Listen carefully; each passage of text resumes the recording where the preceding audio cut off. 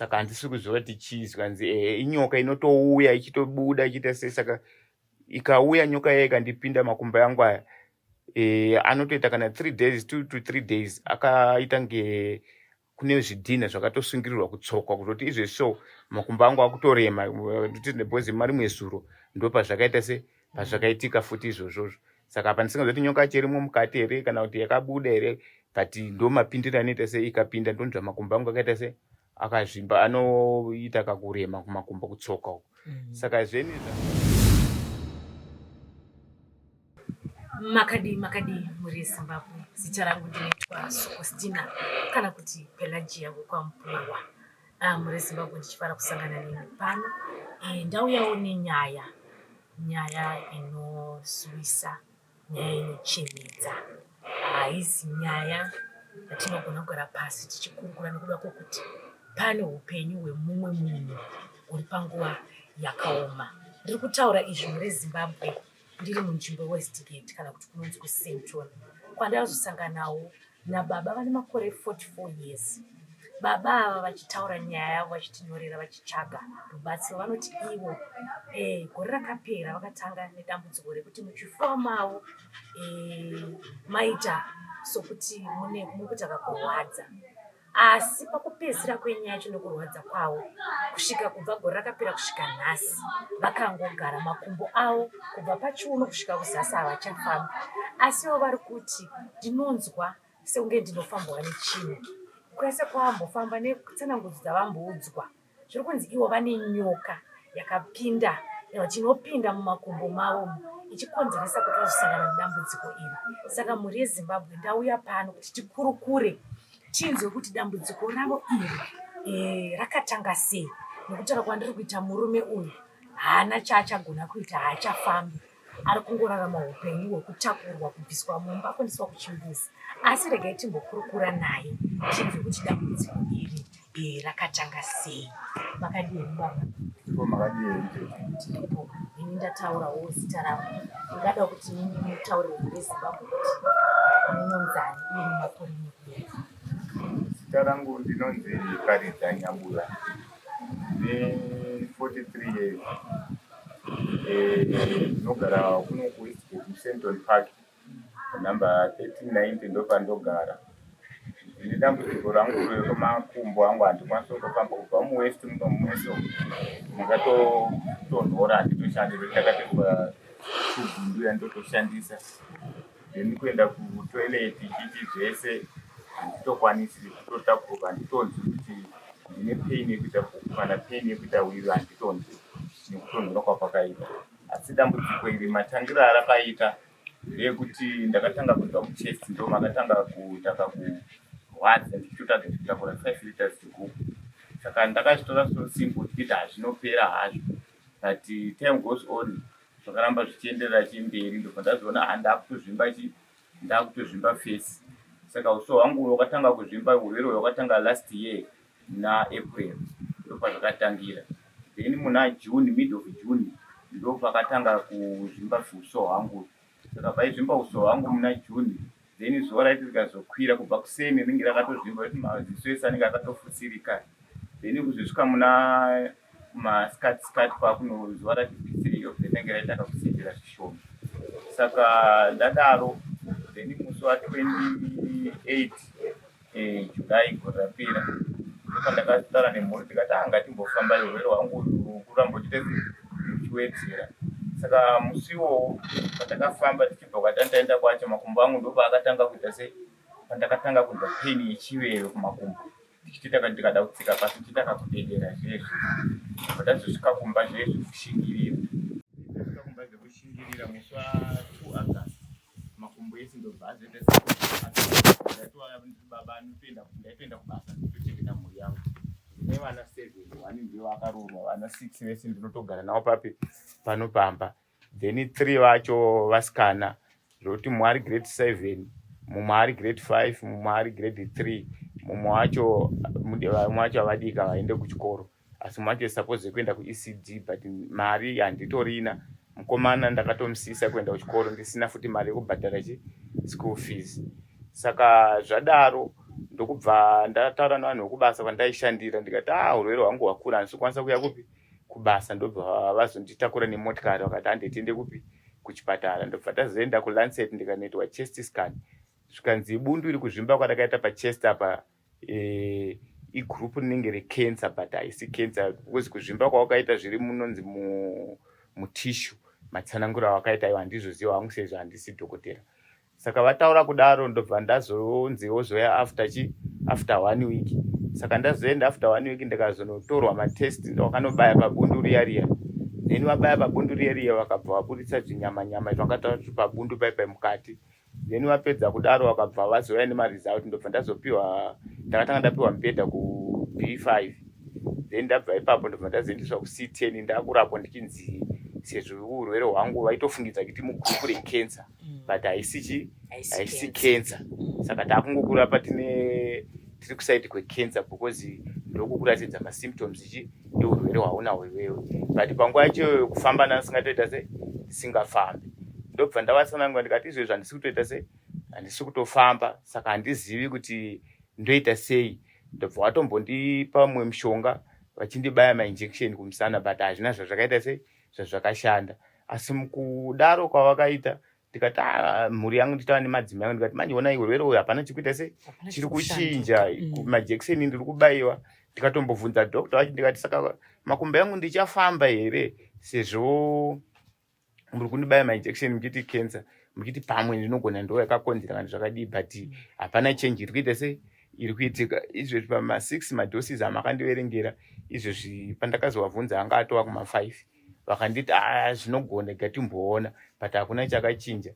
Saka mukurarama sezvo munharaunda matorama muna vanhu vanoenda pamachechi saka vamapentacostal nokunzwa tsitsi sezvo ndandiri munhu wevanhu vanouya pamba vaiuya vachindibatsira. Saka kubatsira kwaita vamwe vanga vakundishandira ndo vanga vakuprofitawo vakati dambudziko rako iri makumbo kune nyoka because ndakaudza ndine kakufambwa ndonzwa kuti ange ropa zvezve riri kufamba mutsinga umu but mafambiro acho akatosiyana nemafambiro anoita ropa.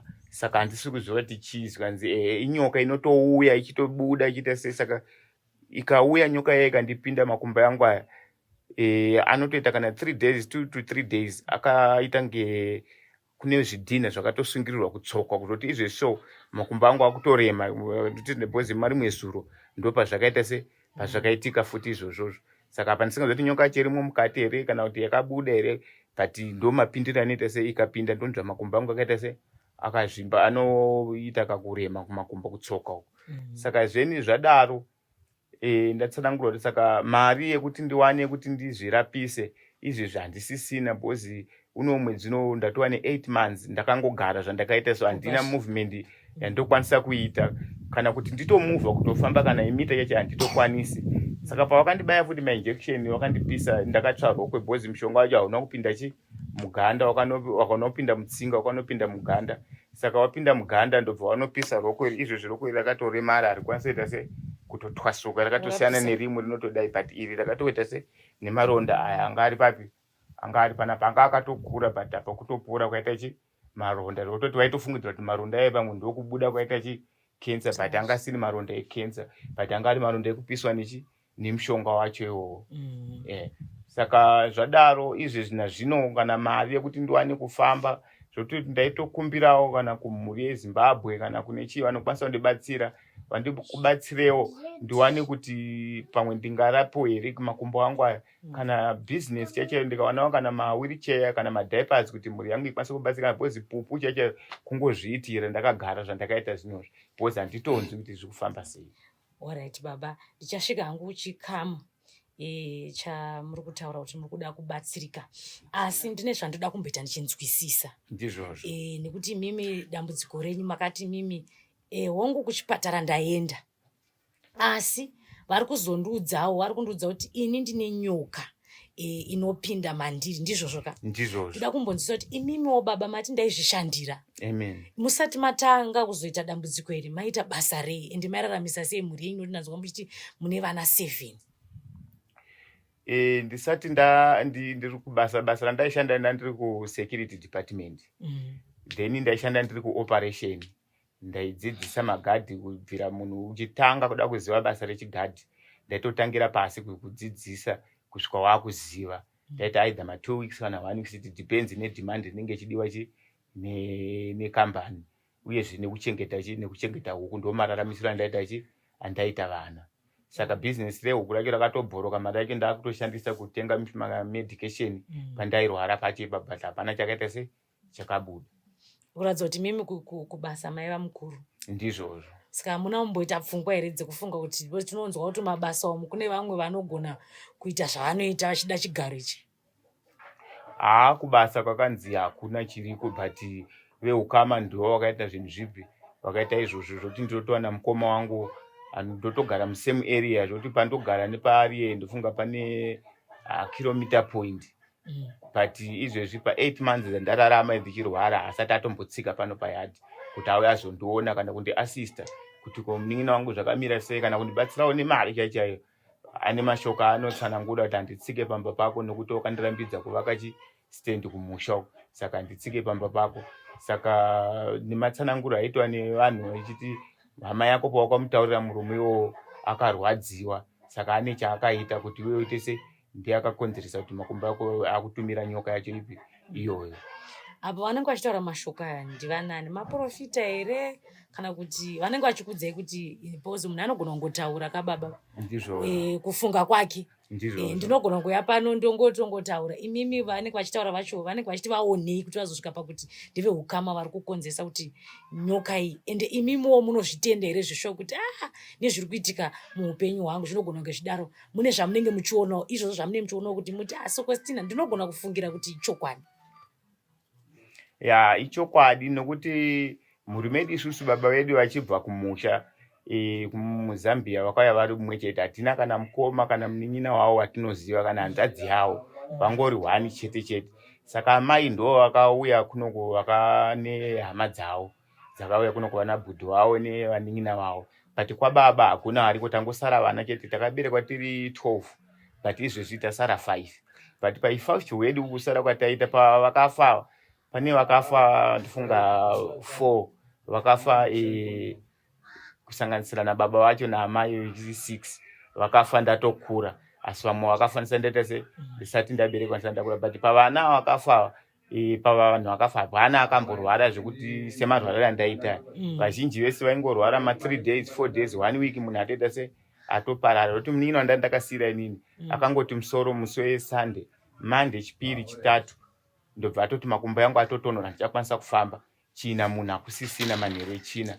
Then ndobva kwazoti baba vangu checheyo pawakafa, amai nemukadzimina waanga anayo vatori mumba imomomo vakagara nemudzimai wangu. Mukoma wangu iye akatosvika, iye muprofita iye akatosvika akatotsanangura zvikanzi amai naminini musanetsane panapa kuti baba wafanei, inini namwari wangu nababa tinoita sei, tinozivana. Saka nekuzotaura kunzi ndiye akukushandisa nyoka iyi, ndiye anoitumira kudai nemashoko akwamudza wakwamurambidza kumusha uku, handizvirambi nekuti tinotova nehumbowo kuti iye ane mashoko anotaura maererano nekufa kuri kuita vanhu mumusha. Then kuzoita mukoma mumwe akafa 2010 ane chipfeko chaanga akatomutorera futi achitanzi wadanana nemukadzi wangu, but vasina kudanana. Totokotwa nemwana atoripo anototi mwana uyu ndwemasanganiswa inini namukoma wangu. Saka kufa kukuita vanhu iye ane chekuita nekufa kuparara kukuita vanhu mumusha. Pakafa mwana wangu musikana mukuru wa98 akafa 2020, haana kurwara futi, akangoita 1 week zvokuti tikazoenda naye kuchipatara akatonzi aiwa ane chirwere bwezi akatofa atokurawo, angada kutoroorwa. But akangoita mazuva mashoma, but iye ndiye ane chekuita. Takuita nyaradzo, ndikamuti mukoma takuita nyaradzo, mari ndinayo ndokukwidza bhazi ndodai. But iye akati handiuye ikoko, akapa mudare wake paMasowe zvikanzi mudaire kuti auye ikoko, ari bhizi kushandira vanhu kuMasowe. Saka kuti auye ikoko aite nechekuita haite, then haana kutouya zveshuwa. Kana pakafa mukoma wacho akangoya parufu, ende mawira yakaita parufu akaya totenga bhasikoro nehembe dzake majini akatochena, asi isusu tichichema muhama yedu yatoparara. Saka totonyatsoona kuti iye ndiye ane zvekuita nekufa kuita vanhu. Pane pamuri kutaura kuti mukoma wangu muprofita, ndoda kunzwisa kuti ndiye here mumwe chete iyeyu wamuri kuti ndiye asingatsike pano, ndiye anoratidza kuti ane ruoko nekurwara kwamuri kuita uko? Ndizvozvo, ndiyeyo. Haatotsiki pamba, but paanogara padhuze dhuze nepandogara. Zvino kana ari muprofita ari kutadza nei kuya kuzoshandira imimi mwana wamai vake? iye paakambotaurirwa namenini wacho kuti ko uyai mubatsire mwana munin'ina wenyu zvikanzi inini kumba kwanyu handitsiki ende handizvikwanisi, but inini kana maona takurwadzai uyai nai mumusiye kuno kumba kwangu, but nekuzoudzwawo kuti ndiye ari kukonzeresa, saka kuti ndiende kumba kwake manje kwakutotyisa. Makutya kuenda? Takutotya kuenda, tanogona kutondipedzisa. Saka kureva kuti imimi baba muri kunzwisa dambudziko iri medically zvese makaita hapana chinoonekwa? Azvisi ndizvozvo. Asi izvozvo kuti munotonzwa kuti pane chiri kufamba? Ndizvozvo. Manditsanangurira kuti muri mumwedzi wechi8 musingaendi kubasa. Ndikada kuziva kuti saka imimi pano nemhuri mukurarama sei? Pano nemhuri upenyu hwacho hwakatooma. Mhuri yangu ndiyo yaiti ngenguva ine mvura ndopa yaitomboitawo tumaricho ichinosakurira vanhu nekunovachira vanhu hembe, but upenyu hwacho hwakatooma. Nevamwe vakangoonawo nekutambura kwandiri kuita panapa vachindibatsirawo, vachingoyawo nehupfu, vamwe vondipawo pamwe muriwo, zvichingodaro, but pekubata chaipo chaipo handina. Tototi kudya cheko chaiko pazuva ndotodya 1 meal manheru, dzimwe dzenguva makuseni totongoswerera pasina chatadya, tongodya manheru tichiwana kuti tiwane kurara hope. Alright. Ndingada kuziva kuti pamuri panapa pamusha penyu here kana kuti? Pasi pamusha pangu. Totongochengetawo zvedu.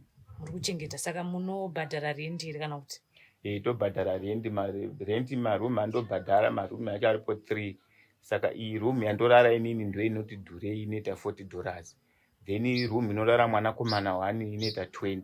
Then kunorara vasikana kunoita 20. Saka yese $80. $80. $80 saka iri kubva kupi?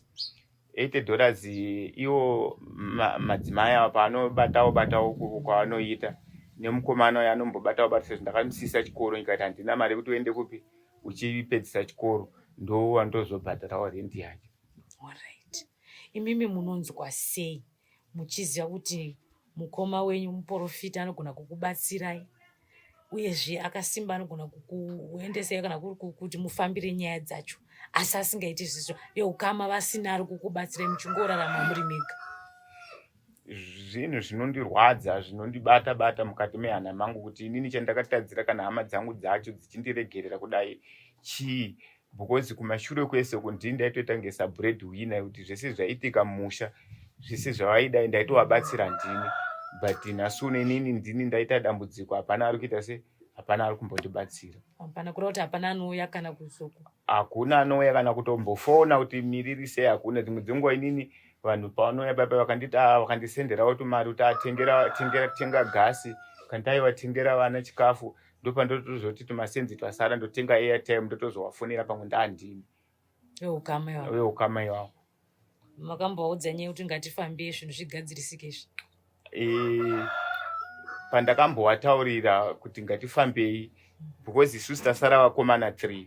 Saka vakomana 3 mukuru wacho haatoona, akatanga kusaona 1989. Saka handina help, anotoda help kubva futi kunani kwatiri isusu. Saka wandototi ndiye ukama chacho anofanira kundibatsira wacho, ndiye wacho waari kukonzeresa, saka haatoita konsentrata nezvangu zvatizvo. Baba, nyaya inorwadza, nyaya inosuvisa, kureva kuti pamuri papa hamukwanisi kana kuzviendesa kutoilet, hamukwanisi kana kufamba? Handitokwanisa, handina zvandotokwanisa kuita panyaya yemovement, handitorina kana pana kutosimudzwa nekutogadzikwa mumba.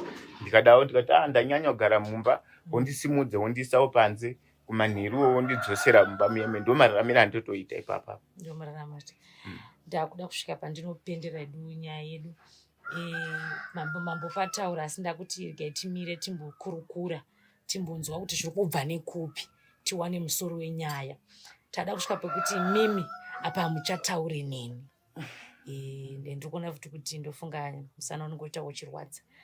Ndoda kuti mutaure nemhuri yeZimbabwe, nevazhinji vari kuona vari kwakasiyana siyana, kuti chii rubatsiro rupi rwamuri kuda, zvamakatarisira mukati meupenyu hwenyu, kuti mukwanise kudzokera paya pamati ndaitovawo breadwinner, ndaitokwanisawo kuchengeta vana vangu. Zvamuri kuda zviri pamwoyo wenyu imimi?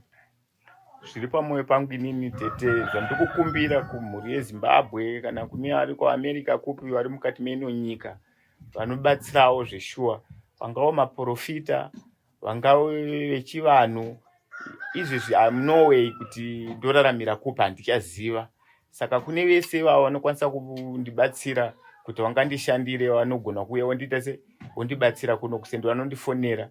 And then mari chaichaiyo yekuti pamwe ndekubhadhara handitorina, ndaitongokumbirawo ungondibatsirawo for free because mhuri yandinayo izvezvi wachari grade 7 vese vana vacho vari kuenda kuchikoro ivavo, hakuna kana ari kubhadhara school fees, vaitongodzorwa mazuva apera apa kutongoti nhasi havatoripo pamusana pekuti vari kunyora matest, vakanzi hatikupei maripoti, tinongokubvumirai kunyora matest, pamuchaya nemari yedu tozokupa ichi.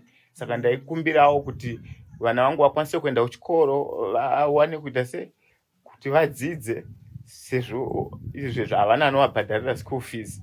Then kwozoti inini wacho chikafu chaicho chaicho, kana uri cheya pari zvino, sezvo handisi kukwanisa kufamba kana kuti ndimuvhe kuti because mhuri yangu painomboenda kana kumapati time kwavanoti tiwane kushava kwavanoita, ndinenge ndiri ndegana, handina wandirege ndinaye nguva zhinji.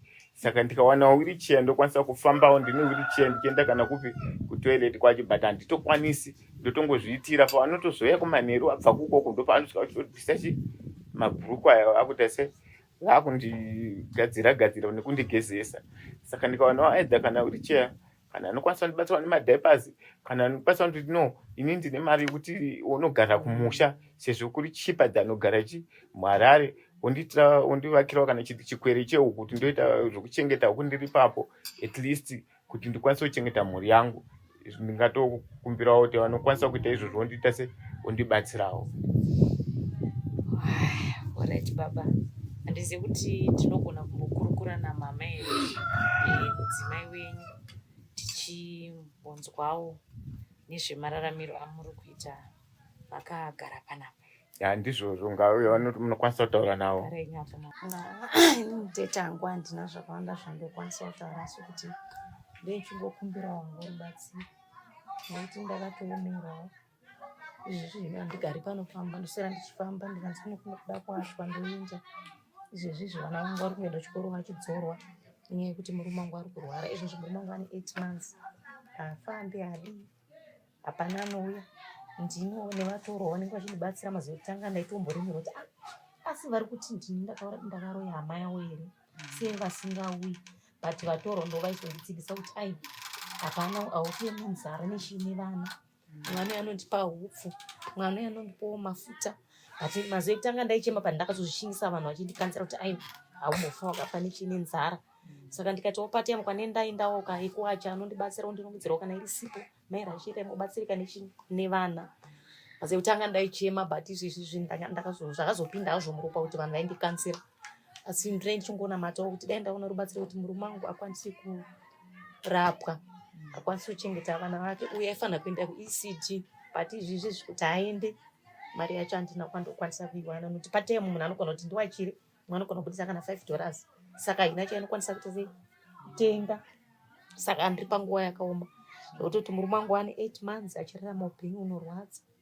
Saka ndashaura kuti ndodii, ndochingoranidzwa navanhu madi kuenda kwakati, ndopuwa nhamba, ndofonera vanhu vai vachindiudza mari yacho handina kwandokwanisa kuiwana. Ndakatoti zvemaprofita zvinogona kuti netsei, but murume wangu dambudziko raainaro uri kutoda zvechivanhu, zvemunhu anonyatsogona unyatsotaura kuti chii chakambonyatsa kuitika kuti munhu asvike pakudaro. Akafambawo zviri nani, anochengetawo mhuri yake. Inini ndiri munhu wechikadzi, handikwanisi kuriritira vana kuti ndingachengete mwana, kudzidzisa mwana kuendawo chikoro.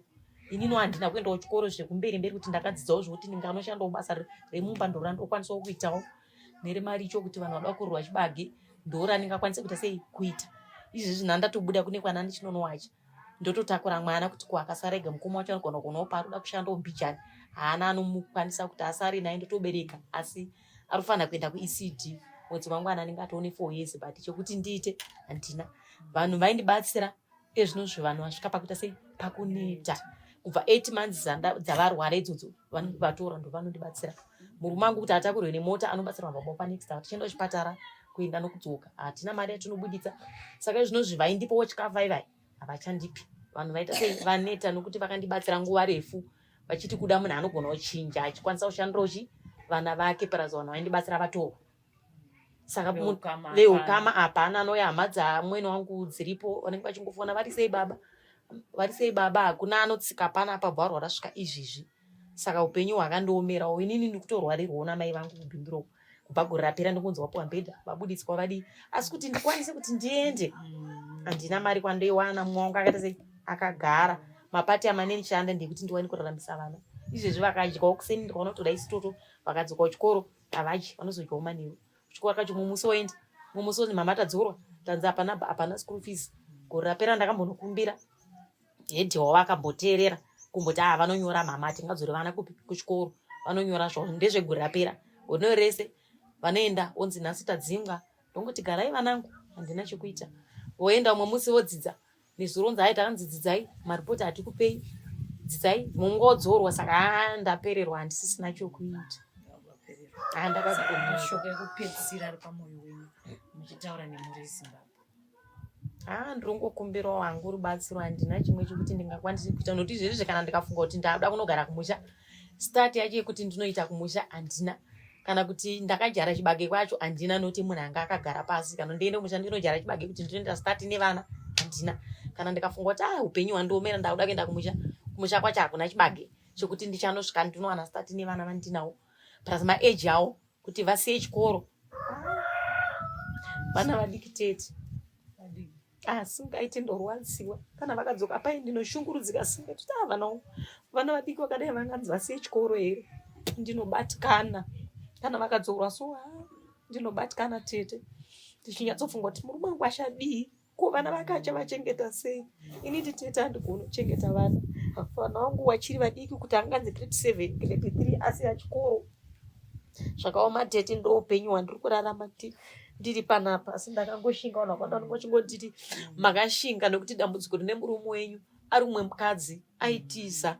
Kana mapasta unouya chivere vachivabatsira zvinotonzi baba mukadzi wamuinawo munhu ane mwoyo wakareba zvokuti da rumwe munhu dambudziko ramuinaro da akatiza. Ezvinozvi madhaipa ndaishandisa nandakapiwa nomwe mai vandaibhurira mapati emo ndobva vaisa pagroup kuti munhu ari kurwara anobatsirwawo ndombonditi uyai pana vanhu vatenga ndonopuwa uyai magrovhisi ekuti mishandise. Ndaitotora maplastiki echingwa ndopfekera maoko kudai ndowana bvisa murume wangu trousi kuti ndiwane kumugeza. Mapepa echingwa yakatsviza dzimwe nguva ndosiya tete ndongoshandisa zvakadaro nejira ndongoti hapana zvaninge nokuti harikwanisi kusungika uku ndongopfeka. Saka mai vayo ndo vakambozonditengerawo magrovhisi kuti atengwa nevanhu nemadhaipa acho ndotora magrovhisi ndoshandisa madhaipa ndoshandisa. Izvezvi madhaipa acho ana ndakabatsirwawo nevanhu akapera handisisinawo. Kana vakadzibatsirawo ndangotorawo mapepa magrovhisi ndo andichiri nawo asarawo mashoma. Madhaipa apera ndakabatsirwawo nevanhu. Vanhu vandibatsira handidi kunyepa kubva 8 months dzavarwara pate zvinozvi vanhu vaita sei varosa vanetawo.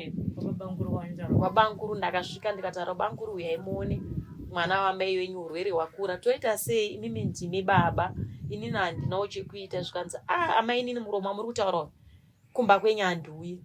Ndobva ndati indawa. Zvikanzi murume nyaya akandinyadzisa munofunga imi makatofara. Ndikati ndichifara nei nyara tsopa yakapera makagara utora mega isusu vari tichita basa inini handina kana kusvika ipapo ende isusu ipapo hatikwani. Saka sei muri kutaura zvanzi akanditi inini stepasi nhando wake ndo murume wakandirwadza. Ndikati bamukuru ndo nyaya mungatadze kuyazoona mwana wamenyu here. Zvikanzi kana mimi maneta uyai naye. Ndati inini ndochiuya naye anofamba here kuti ndiuye naye. Zvikanzi kana maneta munoenda. Ndobva ndati saka muchamuchengeta sei nokuti mati pamba pakamusvike. Zvikanzi munoya naye ndinomutsvagira munhu anomuchengeta ini kumanheru basa ndichienda kubasa. Ndati saka ndopa muchagara naye here nokuti muri kutaura kuti pamba pakamutsivi. Zvikanzi zvandataura ndizvozvo. Ndobva ndangoti zvino ane ronda rakanyeka rokorese richadamburwa ndoita sei uyai muonawo mwana wamai venyu kuda mungakwanisawo kuita urimesano. Zvikanzi mainini zvandataura ndizvozvo. Havana mbozouya svikana nhasi kufona vanofona muri sei vana vari sei bamunini vari sei. Asi ivo kuti vauye panapa aiwa vauye panapa. Vana vandobva chikoro vachitodarika nepo taona dedi vati muri sei taona dedi vati muri sei but ivo vacho kuti vatsike pano panapa vatsike. Nyaya inorwadza ndikunzwa shungu dzenyu. Shungu dzenyu ndiri kudzinzwa. Hazvizi nyore chokwadi. Niniwo ndiri mudzimai ndinonzwisisa kuti sarudzo yacho iyoyo. Asi regai ndingokutendai nekuti rambai makashinga. Hazviitwe nevazhinji zvamuri kuita izvi. Mwari anoona. Ndetinovimbawo kuti vari kuunzwawo nyaya iyi munokwanisa kuwana vanokwanisa kukubatsirai. Mhuri yeZimbabwe ndiyo nyaya yandanga ndichiita tiri kuno kuwestgate kwemhuri iyi. Manzwa handikwanise kuwedzera kana kubvisa, asi manzwa achipa nhoroondo kudambudziko rakatanga sei. Hazvizi nyore kuti munhu wemurume uchizvishandira ozopedzisira wangogara uchitounzwa kuti pane ari kuzviita. Ndofunga mangonzwa vachikumbira chikumbiro chakuti tiri kukumbirawo kune vanoda kuvabatsira, chingava chikafu, ingava mari, kana vanogona kubatsira dambudziko irori rekuti nyoka iyi inopinda makumbo iyi, kana ichikwanisa kuti varapwewo. Vari kutochema, vari kukumbira. Mudzimai wacho atara kuti zvakundiremerawo, handikwanise kuti vana ava varegedze kuenda kuchikoro nokuti kune mumwe akatomiswa kuenda kuchikoro. Saka ndiyo nyaya yatanga tichiita mhuri yeZimbabwe yandauya nayo pano. Kune vanoda kubatsira mhuri iyoyi, namba ndidzocho dziri paskirini, munogona kuvabatawo. Kana matadza kuvabata, munokwanisa kubatawo isusu tobatsirana kuti mhuri iyi ikwanisewo kuva neupenyu hwakanaka. Chanyondibata ini ndechekuti mhuri baba namai shungu dzavo ndedzekuti vana vavo vakwanise kupfuurira mberi vachienda kuchikoro vachiwana upenyu hwakanaka. So let me thank you so much for watching this, and before I leave, let me say chanzi chawana mumwe chawanawo. Isu as Zimbabweans takatongorerwa tichinzi haukwanise kufuratira mumwe wako ari mudambudziko. Saka chikumbiro chatauya nawo pano kuti kune vachada kubatsira unokwanisa kuvabatsira panhamba dziri paskirini idzodzi. Until we meet and next time, don't forget to like, follow and subscribe. Zvakare kana munewo nyaya dzamunoda kuti tisvike kwamunenge muri koko kuti tikwanise kudzikavha, munongotibata zvakare panhamba dzedu dziri kubuda ipapo paskirini. Thank you so much. Chisarai zvenyu zvakanaka. Thank you.